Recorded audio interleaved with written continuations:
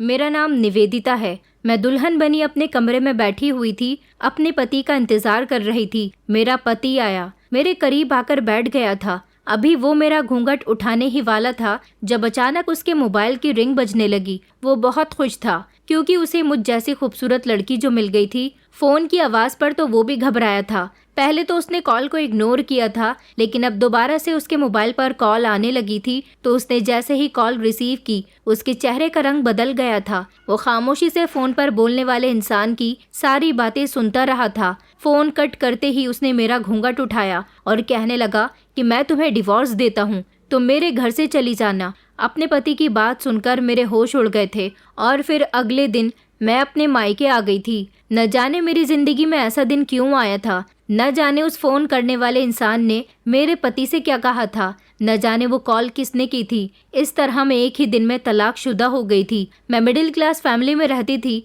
मेरे पेरेंट्स बचपन में ही मुझे अनाथ करके इस दुनिया से चले गए थे, मगर मैं अकेली नहीं थी। मुझे मेरे ताऊ और ताई जी ने बहुत प्यार दिया था। उन लोगों ने हमेशा मुझसे बहुत मोहब्बत की थी। उनके पास कोई बेटी नहीं थी, इसलिए उन्होंने मुझे अपनी बेटी बनाकर रखा था। कभी उन्होंने मुझे मेरे पेरेंट्स की कमी महसूस नहीं होने दी थी। ताई जी तो मुझसे इतना प्यार करती थी कि उन्होंने मेरा हर नखरा उठाया था। मैं 7 साल की थी जब मेरे पापा को हार्ट अटैक आया था और वो इस दुनिया को छोड़कर चले गए थे।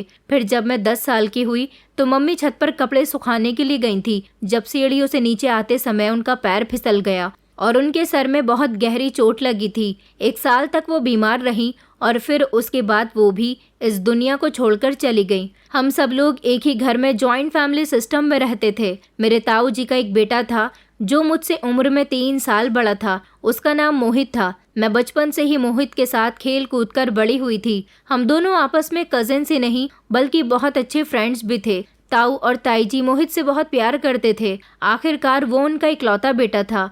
जब उसकी उम्र 15 साल हुई तो उन्होंने उसे यूरोप में पढ़ने के लिए भेज दिया था। मैं उसके लिए हर दिन बेकरार रहती थी। उसके जाने के बाद मैं बहुत अकेली रह गई थी। हर दिन उसे याद करती रहती थी। ताऊ जी ने कभी किसी को ये नहीं बताया था कि मैं उनके भाई की बेटी हूँ। वो हमेशा मुझे अपनी ही बेटी मानते थे और दूसरों से भी यही कहते थे कि निवेदिता हमारी बेटी है, हमारे 2 बच्चे हैं। ताऊ जी मुझसे कहते थे कि मैं मोहित को भैया कहकर बुलाया करूं, मगर मैंने बचपन से ही उसे भाई नहीं कहा था क्योंकि मैं उसे अपना भाई मानती ही नहीं थी। मेरे दिल में तो उसके लिए एक अलग ही जज्बात थे। वक्त इसी तरह से गुजरा जा रहा था और मैं हर दिन मोहित के आने का इंतजार करती थी। न जाने कब उसकी पढ़ाई पूरी होगी और वो अपने घर वापस आएगा। उसके जाने के बाद मैंने ये वक्त कैसे गुजारा था ये मैं ही जानती थी। इस घर में ताऊ ताई जी मेरे मम्मी पापा समान थे, तो इन सब से मेरा एक अलग ही रिश्ता था। मैं चाहती थी कि मैं सारी जिंदगी इस घर में ही रह जाऊं, मगर ताई जी कहती थी कि अब तुम जवान हो रही हो, हमें तुम्हारी शादी करनी है। वो मुझे आगे और पढ़ने के लिए भी कहती थी, मगर मैंने बीकॉम करने के बाद आगे पढ़ाई नहीं की थी। न जाने क्यों मेरा पढ़ाई में मन ही नहीं लगता था। मैं जवान हुई तो तब भी मेरे दिल में मोहित के लिए पहले जैसी ही मोहब्बत थी। मैं मोहित को कॉल करके हर रोज़ उसके बारे में पूछती रहती थी। वो मुझसे बहुत हंसी मजाक की बातें करता था। हम दोनों के बीच एक अलग ही बॉन्डिंग थी। हम दोनों के बीच कभी झगड़ा भी नहीं हुआ था। ताऊ ताई जी कहते थे कि तुम दोनों का रिश्ता ऊपर वाला हमेशा इसी तरह से बनाए रखे। जब वो मुझे इस तरह की दुआएं देते थे तो मैं बहुत खुश होती थी और अपने दिल में यही सोचती थी कि एक दिन ऐसा ही आएगा, हम दोनों का रिश्ता पहले से भी ज्यादा मजबूत हो जाएगा। मैं तो इस घर की बहू बनना चाहती थी, मोहित की जिंदगी में शामिल होना चाहती थी, मगर मोहित मेरे लिए अपने दिल में कोई ऐसी फीलिंग्स रखता था या नहीं ये तो मैं नहीं जानती थी। मैं इस मामले में श्योर नहीं थी, लेकिन मुझे पूरा यकीन था कि वो मुझसे शादी करने के लिए कभी इनकार नहीं करेगा। आखिरकार वो मुझे बचपन से जानता था, उसके दिल में मेरे लिए मोहब्बत जरूर होगी। वैसे भी अभी हम लोगों की शादी की बात घर में सिर्फ तभी होती थी जब कोई रिश्तेदार आता था, मगर अभी तक हम दोनों में से किसी का भी रिश्ता नहीं आया था। ताऊ जी कहते थे कि पहले हम निवेदिता की शादी करेंगे, उसके बाद ही मोहित की शादी करेंगे। आखिर हमारे 2 ही तो बच्चे हैं। अब इन लोगों को क्या पता था कि एक वक्त ऐसा भी आएगा जब उनके दोनों बच्चों की शादी एक साथ ही इसी घर में होगी। वो मुझे कितना ही मोहित की बहन समझते थे, लेकिन थी तो मैं उसकी कजिन ही। सगे भाई बहन ही हमेशा भाई बहन कहलाए जाते हैं। मैं इन बातों को नहीं मानती थी, क्योंकि मोहब्बत तो किसी से भी हो सकती है, और जहाँ मोहब्बत हो वहाँ शादी करना ज़रूरी होता है। जब तक मोहब्बत हासिल न हो उसे मोहब्बत नहीं कहा जाता। मेरा मानना तो यही था, इसीलिए मैं मोहब्बत को लेकर बहुत ही ज़्यादा सीरियस थी। मैंने सोच लिया था कि मोहित जब भी घर आएगा मैं उसे प्रपोज कर दूंगी, उसे अपने दिल का हाल बता दूंगी कि मैं उससे कितनी मोहब्बत करती हूँ। कुछ दिन गुजरे थे कि ताऊजी ने एक बहुत ही खुशी की खबर सुनाई थी। उन्होंने कहा कि मोहित घर आने वाला है। ये खबर सुनकर तो मेरे पैर ज़मीन पर नहीं थे। अगले हफ्ते मोहित इंडिया वापस आने वाला था। मैं बहुत खुश हो रही थी, इसलिए मैं उसके आने की तैयारी में लग गई थी। हर रोज़ मैं शॉपिंग पर जाने लगी थी ताकि अच्छे अच्छे कपड़े खरीद लूँ। जब मोहित आए तो मैं उसके सामने उसकी पसंद के रंगों के कपड़े पहनूं, उसे अच्छा लगेगा। मैंने ताईजी से मोहित की पसंद का खाना बनाना भी सीख लिया था, ताकि वो आए तो मैं उसके सामने अपने हाथों से खाना बनाऊं, वो मेरे हाथों का खाना खाकर खुश हो जाए। मैंने घर में भी सफाई शुरू कर दी थी। ताईजी भी ये बात अच्छी तरह से जानती थी कि इतने सालों के बाद आखिरकार मेरा बेस्ट फ्रेंड घर लौट रहा है, जिसकी मुझे अलग ही खुशी थी। हमारे कुछ मेहमानों को भी इनवाइट कर दिया गया था। ताऊजी चाहते थे कि जिस दिन मोहित घर पर आए उसका बहुत अच्छे से स्वागत किया जाए, इसलिए एक छोटा सा फंक्शन रखा गया था जिसमें उसकी पसंद के सारे खाने बनवाए गए थे, और मैंने भी उस दिन पहनने के लिए एक बहुत प्यारा सा ड्रेस लिया था। ताऊजी ने कहा था कि वो अपने कुछ दोस्तों के साथ जाकर मोहित को एयरपोर्ट से लेने चले जाएंगे। मैं चाहती थी कि मैं उनके साथ जाऊं, मगर ताऊजी ने साफ मना कर दिया था। कहा था कि बेटा हम उसे लेकर घर ही आएंगे। लगता है मोहित से मिलने की कुछ ज़्यादा ही खुशी हो रही है तुम्हें। अब मैं उन्हें क्या बताती कि ऊपर से दिखने वाली खुशी तो मेरी कुछ भी नहीं थी, जितनी अंदर से मैं खुश थी। फिलहाल एक हफ्ता भी इसी इंतज़ार में गुजर गया था कि कब मोहित घर आएगा, और फिर सुबह से ही मैं सारे कामों में लग गई थी। शाम को मेहमान आने के साथ साथ मोहित भी घर आने वाला था। मैंने घर को बहुत अच्छे से डेकोरेट किया था। शाम के 7 बजे तक मोहित घर में आ गया था। उसके वेलकम के लिए मैंने ढेर सारे फूल मंगवाए थे ताकि उसका स्वागत फूलों से कर सकूं। उसका मैंने बहुत अच्छे से वेलकम किया था। वो बहुत खुश हुआ था। उसे इतने सालों के बाद देखकर मेरे दिल के सारे अरमान जाग उठे थे। आखिरकार मैंने उसे पूरे 7 साल के बाद देखा था। वो बहुत ज़्यादा चेंज हो गया था। ऐसा नहीं था कि मैंने उसे बिल्कुल ही नहीं देखा था। वो मुझे वीडियो कॉल भी किया करता था, मुझे अपने फ़ोटो भी सेंड किया करता था, और मेरी उससे हर रोज़ ही फ़ोन पर बात होती थी। लेकिन रियल में तो वो फ़ोटोज़ से भी ज़्यादा स्मार्ट लग रहा था। आते ही सबसे पहले वो अपने माता पिता से गले मिला था, और उसके बाद वो मेरी तरफ दौड़ कर आया था। मैं तो उसके गले से लग गई थी। न जाने कि उसे देखकर मेरी आंखों में खुशी के आंसू आ गए थे। उसके आने के बाद हम सब लोगों ने खाना खाया था। सारे मेहमान भी उससे मिले थे, और फिर जब सारे मेहमान एक एक करके घर से चले गए तो मैं जल्दी से मोहित के कमरे में चली गई थी, क्योंकि मैं उससे अकेले में बात करने के लिए बेचैन हो रही थी। मोहित ने कहा कि यार मैं बहुत थक गया हूँ, मुझे आराम करना है। सफ़र की थकान से मेरा शरीर चूर चूर हो रहा है। मैंने उसकी कंडीशन देखी तो मैंने उससे कहा कि तुम आराम से लेट जाओ, मैं तुम्हारी टांगें दबा देती हूँ। तो वो कहने लगा कि अरे पागल लड़की, ये क्या कर रही हो? अब मुझे इतनी भी थकान नहीं हो रही है कि मैं अपनी टांगें दबवाऊँ। अच्छा चलो हम लोग सुबह बात करते हैं। ये कहकर उसने दरवाज़ा बंद कर लिया था, जबकि मैं उसका मुस्कुराता हुआ चेहरा देखते हुए कमरे से बाहर निकल आई थी और अपने बिस्तर पर जाकर लेट गई थी। आज मुझे बड़ी ही सुकून की नींद आने वाली थी। आखिरकार मेरी मोहब्बत घर आ गई थी। अगला दिन निकला तो मैंने अपने हाथों से उसके लिए नाश्ता बनाया था, और ख़ुद ने भी उसके इंतज़ार में नाश्ता नहीं किया था कि कब वो उठे और मैं उसके साथ बैठकर नाश्ता करूं। वो बहुत देर से उठा था। हम दोनों ने एक साथ मिलकर नाश्ता किया। ताई जी ने उसे बताया था कि निवेदिता तुम्हारे आने से बहुत खुश है। तुम्हारे आने से पहले ये इतनी खुश नहीं होती थी। ये तुम्हें रोज़ बहुत याद करती थी। बेचारी ना जाने कितने दिनों से तुम्हारे आने की तैयारी कर रही है। ये सब सुनकर मोहित बहुत ज़ोर से हंसा था। इन्हीं बातों में ताई जी ने मोहित को बताया था कि अब बस हम अपनी बेटी की शादी जल्द ही कर देंगे, क्योंकि अब इसकी शादी की उम्र हो गई है। इसके लिए तुम्हारे पापा अच्छे परिवार का रिश्ता देख रहे हैं। जैसे ही हमें निवेदिता के लिए अच्छा लड़का मिल गया, हम फौरन इसके हाथ पीले कर देंगे। मुझे लगा था कि ताई जी की इस बात पर मोहित कुछ कहेगा या फिर उसके चेहरे के एक्सप्रेशन बदल जाएंगे, मगर मैं हैरान हुई थी कि वो जिस तरह से नाश्ता करने में बिजी था, अपनी माँ की ये बात सुनने के बाद भी उसी तरह से नाश्ता करता रहा था, बल्कि मुझे देख देख कर मुस्कुरा रहा था। मुझे उसकी ये हरकत कुछ ठीक नहीं लगी थी। क्या मेरी शादी कहीं और होने से उसे कोई फर्क नहीं पड़ता था?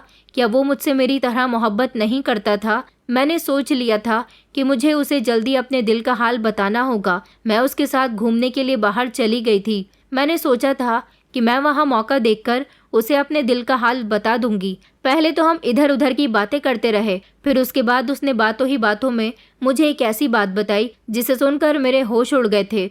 उसने मुझसे कहा कि यार, मैं तुम्हें एक बात बताना चाहता था। दरअसल मुझे एक लड़की पसंद आ गई है और तुम जानती हो कि वो लड़की कहाँ की है। जब मैंने मोहित की ये बात सुनी तो मेरे चेहरे का रंग उड़ गया था। मैं खामोश हो गई थी। उसने कहा, अरे तुम नहीं जानती, वो लड़की इंडिया की ही है और हमारे ही शहर की है। मुझे तो बहुत खुशी हो रही है। मैं चाहता हूँ कि मैं जल्द से जल्द मम्मी पापा को उसके बारे में बता दूँ, लेकिन पहले तुम्हारी शादी हो जाए। इतनी जल्दी मैं अपने बारे में उनसे बात नहीं कर सकता। तुम्हारी शादी के बाद वैसे भी वो लोग मेरी ही शादी कर देंगे और अभी उस लड़की की भी शादी में टाइम है। उसकी पढ़ाई पूरी होने में अभी 1 साल है। उसके बाद ही उसके पेरेंट्स उसकी शादी करेंगे। इतने में मैं मोहित से कुछ कहने ही वाली थी। वो उस लड़की के बारे में बताकर बहुत खुश हो रहा था और उसकी तारीफ में ज़मीन आसमान एक कर रहा था। मेरे दिल के अरमान तो जैसे मेरे दिल में ही दबकर रह गए थे। मेरी सारी फीलिंग्स चकनाचूर होकर रह गई थी। मोहित की ऐसी बातों ने मेरे दिल को बहुत तकलीफ पहुंचाई थी। वहाँ पर मुझसे रुका नहीं जा रहा था, इसलिए मैं मोहित को अकेला छोड़कर वहाँ से घर आ गई थी। कुछ दिन इसी तरह से गुजर गए थे। मेरा मोहित से बात करने का भी मन नहीं कर रहा था। मैं मन ही मन उस लड़की को कोस रही थी जो मेरे और मोहित के बीच में आ गई थी। मुझे बहुत गहरा सदमा पहुंचा था। मैं कमरे से बाहर ही नहीं निकलती थी। इसी दौरान मेरे लिए एक अमीर परिवार का रिश्ता आया था। ताऊ जी ने मुझे बताया कि निवेदिता के लिए एक बहुत अच्छा रिश्ता आया है। लड़के वाले कल ही हमारे घर निवेदिता का रिश्ता लेकर आ रहे हैं।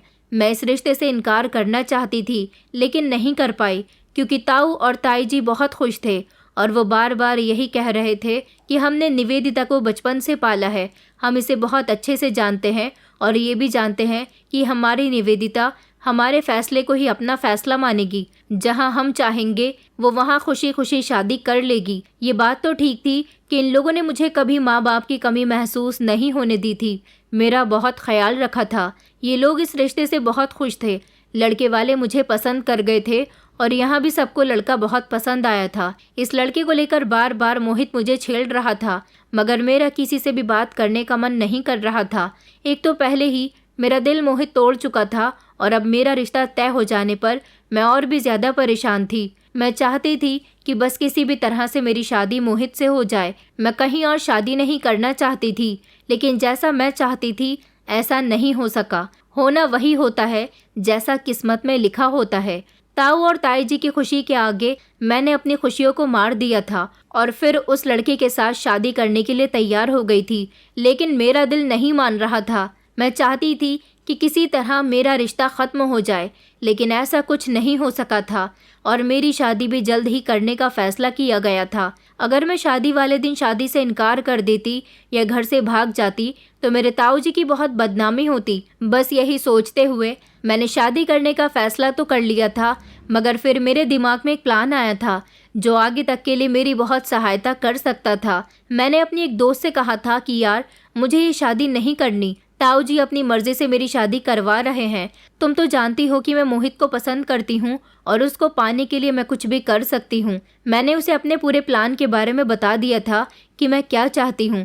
उसने मेरी मदद करने का मुझसे वादा किया था और फिर जब मेरी शादी हो गई, मैं विदा होकर अपनी ससुराल आ गई, तो जैसे ही मेरा पति कमरे में आया, वो मेरे करीब आकर बैठा ही था, तभी उसके मोबाइल की रिंग बजने लगी। वो मुझसे बात करने के लिए इतना एक्साइटेड हो रहा था कि उसने पहली कॉल को इग्नोर कर दिया, लेकिन जब दोबारा से उसके मोबाइल की रिंग बजने लगी तो उसने कॉल रिसीव की। उसने अपने कान से मोबाइल लगाया और हेलो बोलते हुए सामने वाले की बात सुनी। वो खामोशी से उसकी बात सुनता रहा। मैं जानती थी कि ये कॉल किसने की है। मैंने अपने दोस्त को पैसे दिए थे कि वो किसी लड़के को हायर करे और उससे मेरे पति के नंबर पर कॉल करवाए और मेरे बारे में बुरा भला कहे। उसे बताए कि मेरा किसी और से अफेयर चल रहा है। कॉल रिसीव होते ही जैसे मेरे पति के चेहरे के रिएक्शन गुस्से भरे हो गए थे।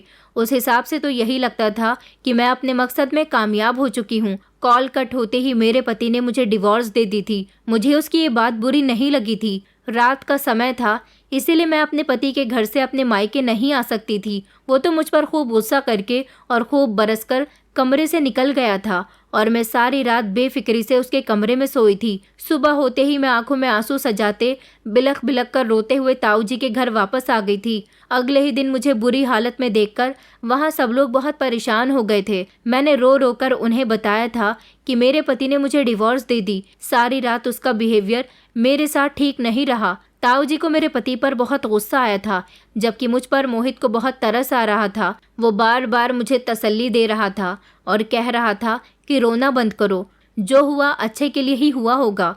क्या पता तुम्हारा पति सारी जिंदगी तुम्हें परेशान करता, एक रात में ही तुमने उसकी असलियत देख ली। ताऊ जी गुस्सा होते हुए मेरे ससुराल जाने वाले थे जब मैंने उन्हें रोक लिया और कहा कि ताऊ जी, मैं भी वहाँ नहीं जाना चाहती क्योंकि मेरा पति दरिंदा है। सारी रात उसने मेरी आंखों के सामने बैठकर शराब पी थी। वो मुझे मार भी सकता था, उससे मेरी जान को खतरा है। ताऊ जी को मेरी बातें सुनकर यकीन आ गया था, मगर मैंने तो पूरा पूरा झूठ बोला था। मैं उन लोगों के सामने रोने की बहुत अच्छी एक्टिंग कर रही थी। इस तरह मेरी शादी टूट गई और फिर से मैं अपने घर में आ गई थी। यहाँ आने के बाद मुझे बड़ा सुकून मिला था, मगर मैं सबके सामने हमेशा अपनी किस्मत का रोना रोती रहती थी। मैं चाहती थी कि इन लोगों को मुझ पर तरस आ जाए और ये मेरी शादी मोहित के साथ करवा दे। मोहित भी उस लड़की को भूल जाए जिसको वो पसंद करता है, मगर ऐसा नहीं हो सका।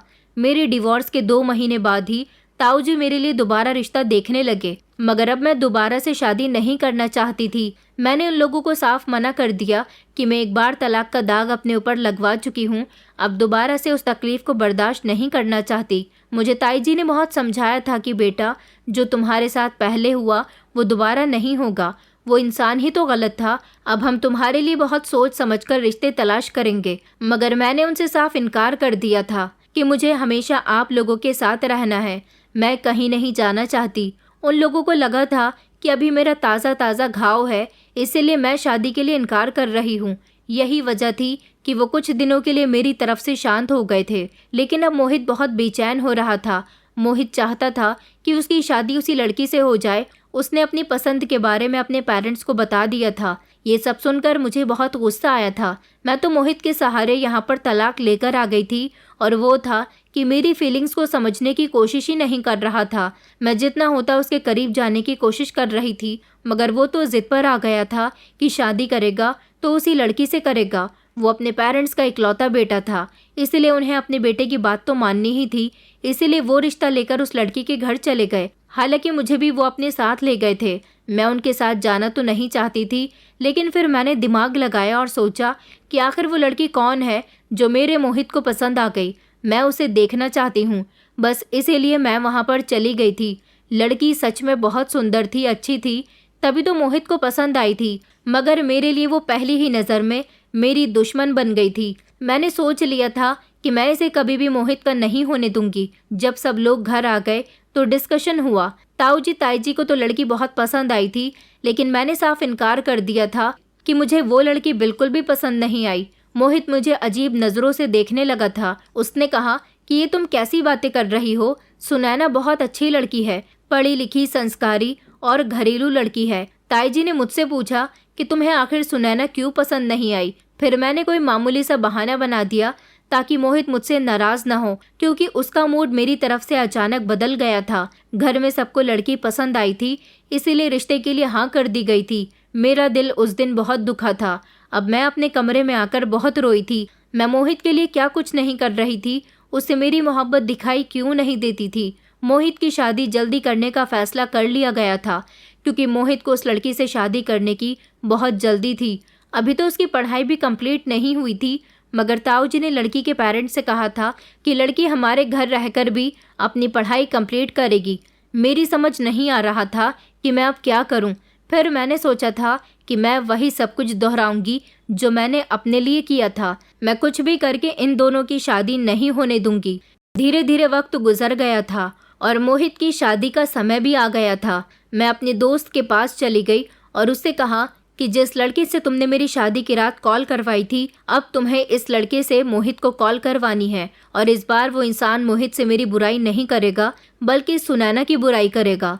मैंने सुनैना के बारे में कुछ इन्फॉर्मेशन निकाल ली थी, क्योंकि अक्सर घर में मोहित सुनैना की बातें करता रहता था। सुनैना गांव से बिलोंग करती थी और उसकी फैमिली कुछ सालों पहले इस शहर में आकर शिफ्ट हो गई थी। उसके ज्यादातर रिश्तेदार गांव में ही रहते थे। मोहित ने सुनैना के रिश्तेदारों का भी कई बार घर में जिक्र किया था।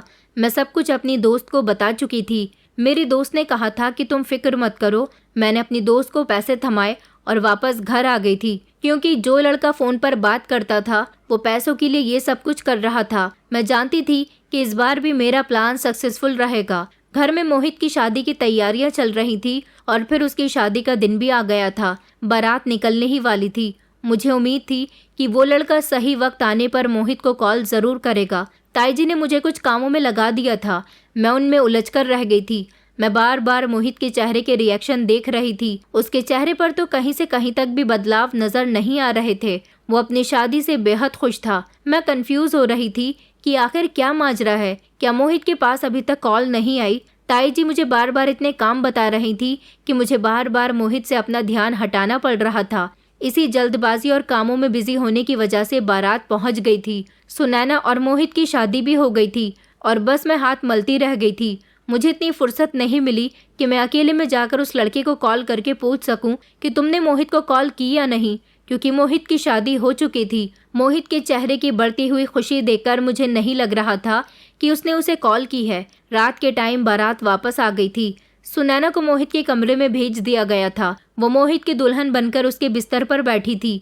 मुझे उसे देख देख कर बहुत गुस्सा आ रहा था। उसके लिए जलन महसूस हो रही थी कि जिस जगह पर वो बैठी है वो जगह उसकी नहीं बल्कि मेरी थी। कुछ ही देर गुजरी थी कि मोहित को भी कमरे में भेज दिया गया था। मैं बस हाथ मलती रह गई थी। काफ़ी रात हो चुकी थी, इसलिए सब अपने अपने कमरे में सोने के लिए चले गए थे। मैं जैसे ही कमरे के अंदर आई तो मैंने उसे कॉल मिलाकर उसे बहुत बातें सुनाई थी। कहा था कि तुमने मोहित को कॉल क्यों नहीं की? बेवकूफ़ लड़के, तुम नहीं जानते कि तुमने कितना कीमती वक्त गवा दिया। शादी से पहले ही तुम्हें उसे कॉल करनी थी। अब उन दोनों की शादी हो चुकी है। वो कहने लगा कि मैं ना जाने कब से मोहित का नंबर ट्राई कर रहा हूँ, वो कॉल रिसीव ही नहीं कर रहा। अब बताओ इसमें मैं क्या करूँ? मुझे इंतज़ार है कि वो जैसे ही मेरी कॉल रिसीव करेगा मैं उसे वैसा ही कहूँगा जैसा तुमने मुझे बताया है। ये मोहित का बच्चा कॉल रिसीव क्यों नहीं कर रहा था? इसे शादी की इतनी खुशी थी कि उसने अपने फ़ोन पर भी ध्यान नहीं दिया था।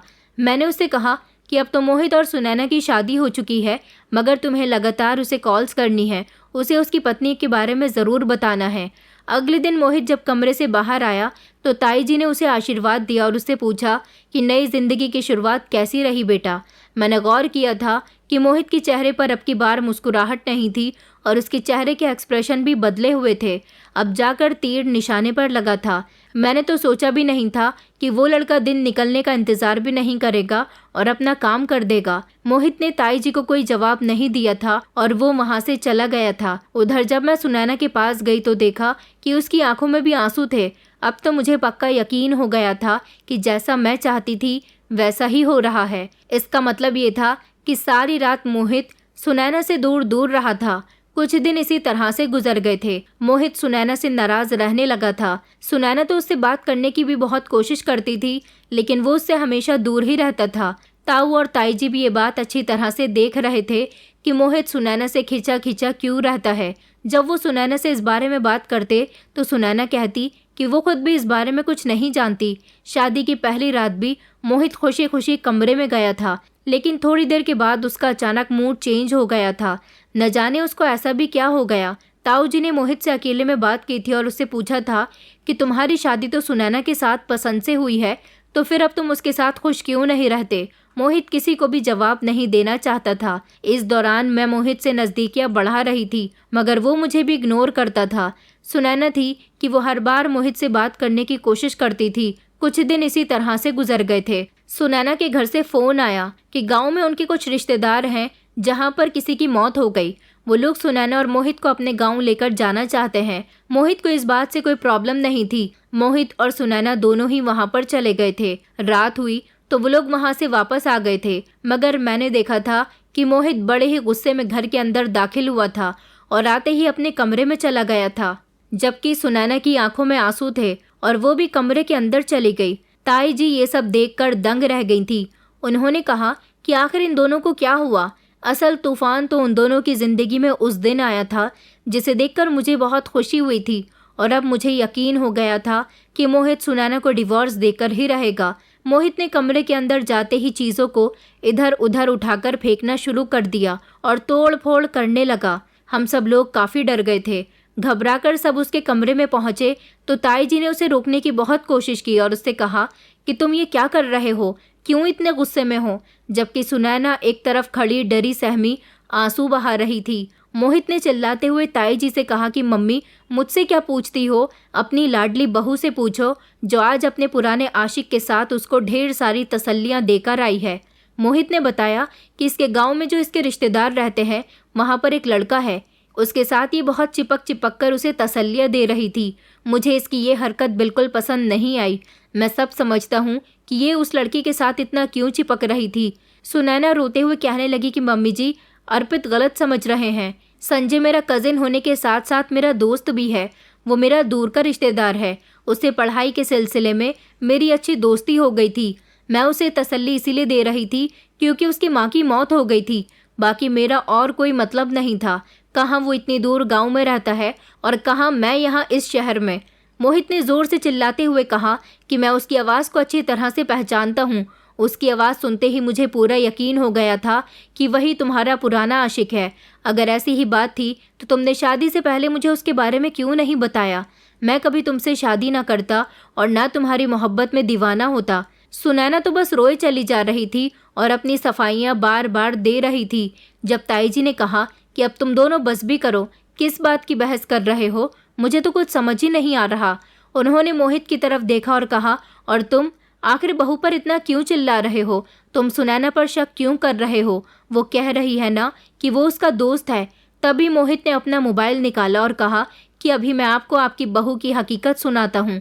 उसने अपने मोबाइल से निकालकर वो कॉल रिकॉर्डिंग सुनाई जो मैंने करवाई थी। मोहित के मोबाइल पर पहले ही रिकॉर्डिंग लगी हुई थी, इसलिए उसके पास वो कॉल रिकॉर्ड थी। उसने उसे प्ले किया जिसमें वो लड़का मोहित से कह रहा था कि मैं सुनैना से बहुत प्यार करता हूँ, वो लड़की भी मुझसे प्यार करती है। फ़र्क सिर्फ इतना है कि मैं गरीब हूँ, तुम शहर के पढ़े लिखे और खाते पीते घर के लड़के हो, इसीलिए वो तुमसे शादी कर रही है, वरना मोहब्बत तो वो हमेशा मुझसे ही करती है। तुम उससे शादी करके बहुत बड़ी गलती कर रहे हो। याद रखना कि तुम एक दिन बहुत पछताओगे। मैं चाहता हूँ कि तुम खुद ही रास्ते से हट जाओ, यही तुम्हारे लिए बेहतर होगा। मोहित उससे चीख चीख कर पूछ रहा था कि तुम कौन हो, मगर उसने अपनी पूरी बात कहे बिना ही कॉल बंद कर दी थी। और बस फिर उस अननोन नंबर से आने वाली कॉल से मोहित के दिल में सुनैना के लिए शक पैदा हो गया था। अभी तक उसने सुनैना को कुछ नहीं बताया था, बस उसका उससे बात करने का मन नहीं करता था।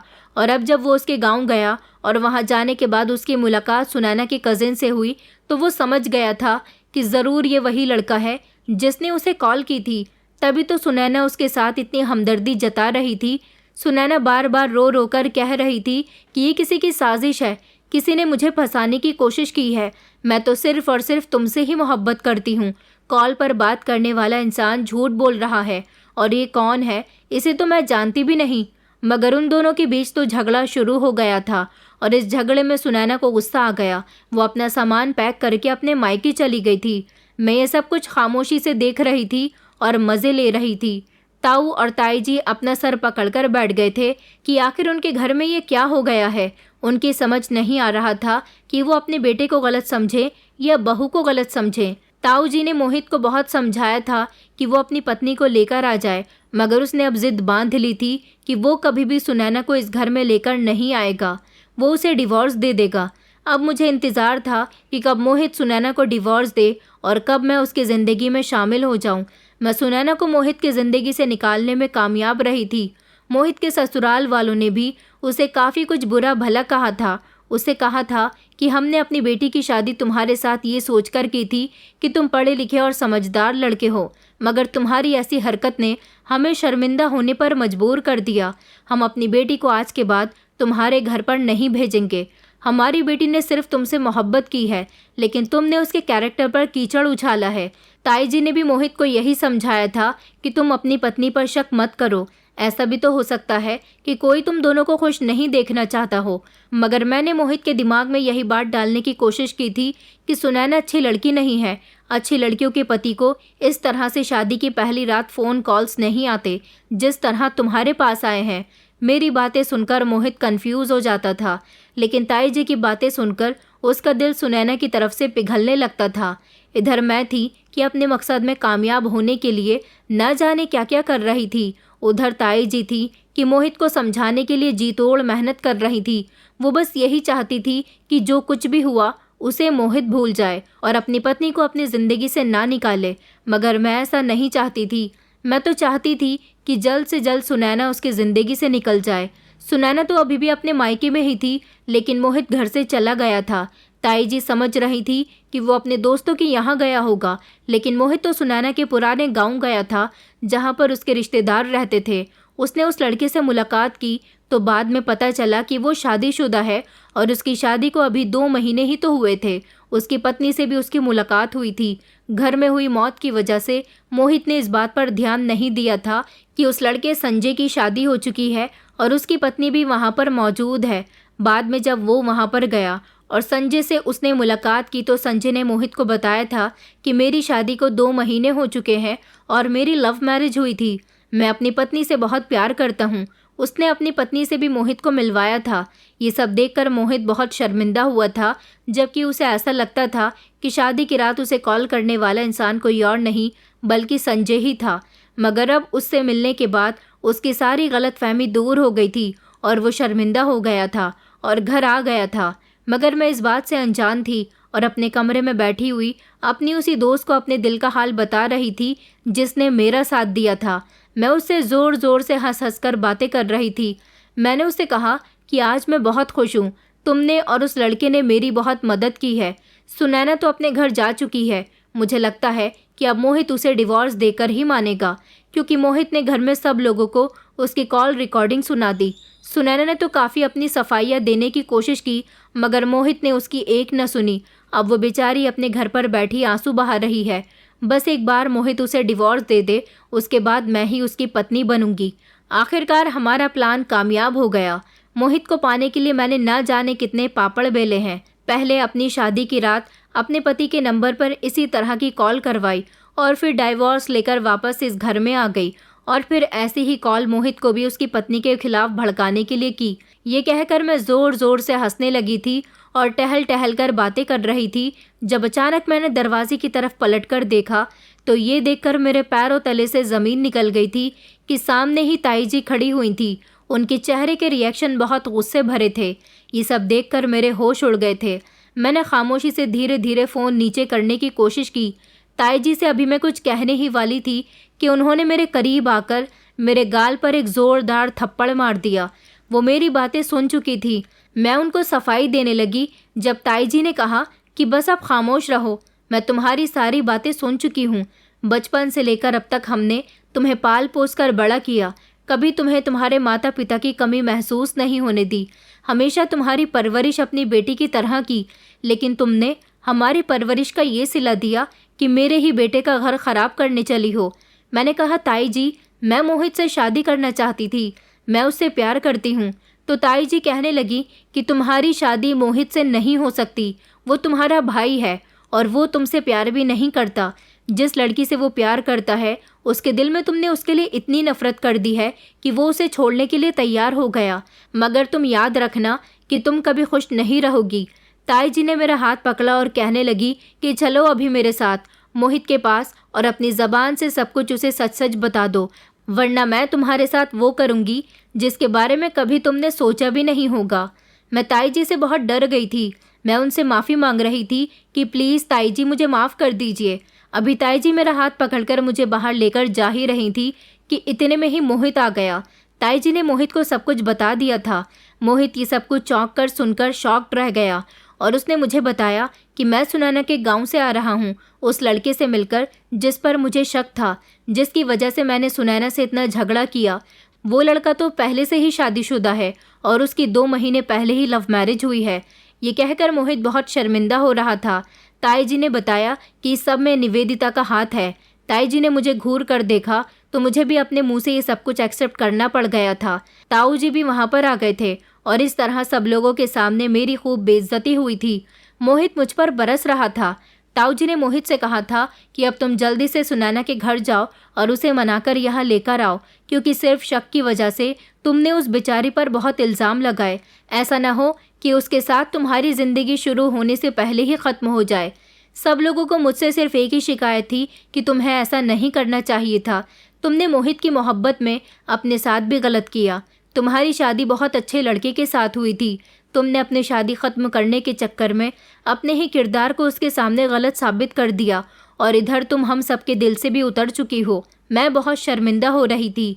अपनी गलती की बार बार उन लोगों से माफ़ी मांग रही थी, क्योंकि मोहित के सामने जब मेरी गलती आई तो मोहित मुझसे नफ़रत करने लगा था और उसने कह दिया था कि पहले तो मैं तुम्हें अपनी अच्छी दोस्त समझता था, लेकिन अब तुम मेरी दोस्त भी नहीं हो। सुनैना को मुझसे दूर करने में तुम्हारा हाथ है और ये बात मैं कभी बर्दाश्त नहीं करूँगा। तुम्हें सारी ज़िंदगी माफ़ नहीं करूँगा। मोहित अपनी पत्नी को जाकर ले आया था। उसने उससे अपने किए की माफ़ी मांगी थी। सुनैना का गुस्सा भी शांत हुआ तो उसने आसानी से मोहित को माफ़ कर दिया। आखिरकार ऊपर वाले ने औरत का दिल नरम बनाया है कि वो मर्द के कितने ही कड़क बिहेवियर पर उसे माफ़ कर देती है, लेकिन औरत अगर कोई गलती कर देती है तो मर्द के दिल में आसानी से अपनी जगह दोबारा से नहीं बना पाती। मोहित का घर तो सुनैना के साथ बस गया था, मगर मुझसे इस घर में सब लोग बहुत नाराज़ थे। सबके सामने मेरी हकीकत जो खुलकर आ गई थी। ताऊ जी ने फैसला किया था कि वो मेरी शादी कर देंगे। इस बार भी मैं इनकार करना चाहती थी, मगर नहीं कर सकी, क्योंकि इस घर में अब मेरी कोई जगह नहीं थी। मगर उन लोगों ने मुझे माता पिता बनकर पाला था।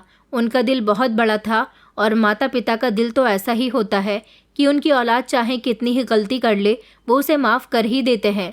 यही वजह थी कि मेरे ताऊ और ताई जी ने मुझे मेरी शादी के समय माफ़ कर दिया था।